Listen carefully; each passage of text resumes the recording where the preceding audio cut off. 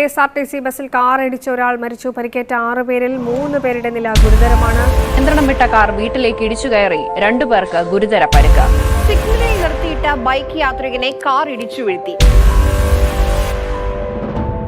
നിരത്തിലിറങ്ങി വാഹനം ഓടിക്കുന്നവർ അല്പം ജാഗ്രതക്കുറവ് കാണിച്ചാൽ നഷ്ടമാകുന്നത് സ്വന്തം ജീവൻ എന്നതിനേക്കാൾ ഉപരിയായി മറ്റു പലരുടെയും ജീവനുകളും പ്രതീക്ഷകളുമാണ്. പറഞ്ഞു വരുന്നത്, റോഡിലെ അശ്രദ്ധ മൂലം വളരെയധികം വാഹനാപകടങ്ങൾ ഉണ്ടാകുകയും ഇത്തരത്തിലുള്ള വാഹനാപകടങ്ങളിലൂടെ വളരെയധികം ആളുകളുടെ ജീവനുകൾ, പ്രത്യേകിച്ച് ചെറുപ്പക്കാരുടെ ജീവനുകൾ പൊലിയുകയും ഉണ്ടാവുന്നു എന്നത് വളരെയധികം ആശങ്കാജനകവും അതിലുപരി സങ്കടകരവുമാണ്. എല്ലാവരും അറിയുക, ആര് വാഹനം ഓടിച്ചാലും അവ ഓടിക്കുന്നവർ 1000-ഓളം ഗതാഗത നിയമങ്ങൾ അനുസരിക്കുവാൻ ബാധ്യസ്ഥരാണ്.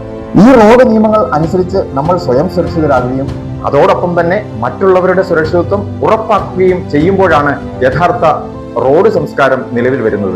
എല്ലാവരുടെയും ആഗ്രഹം എത്രയും പെട്ടെന്ന് ലക്ഷ്യസ്ഥാനത്ത് എത്തുക എന്നുള്ളതാണ്. എന്നാൽ ഓർക്കുക, അമിത വേഗതയിലും അശ്രദ്ധമായും വാഹനങ്ങൾ ഓടിക്കുന്നത് മൂലം ഉണ്ടാകുന്ന പരിണിത ഫലം എത്രയോ ഗുരുതരമാണ്. അതുകൊണ്ടുണ്ടാകുന്ന നിയമപ്രശ്നങ്ങളും അതോടൊപ്പം തന്നെ മറ്റുള്ളവരുടെ അമൂല്യമായ സമയനഷ്ടങ്ങളും ഉണ്ടാകുന്നു എന്നുള്ളത് വളരെ പരിതാപകരമാണ് എന്ന് ഒരിക്കൽ കൂടി പറയട്ടെ. അതുകൊണ്ട് സ്വന്തം സുരക്ഷിതത്വവും അതോടൊപ്പം തന്നെ മറ്റ് റോഡ് ഉപഭോക്താക്കളുടെ സുരക്ഷിതത്വവും ഉറപ്പാക്കി ലക്ഷ്യസ്ഥാനത്ത് എത്തുന്നതിന് വേണ്ടി എല്ലാവരും ഗതാഗത നിയമങ്ങൾ കൃത്യമായി പാലിക്കേണ്ടതാണ്. യാത്രകൾ എന്നും സുരക്ഷിതമാകട്ടെ. ശുഭയാത്ര, സുരക്ഷിത യാത്ര.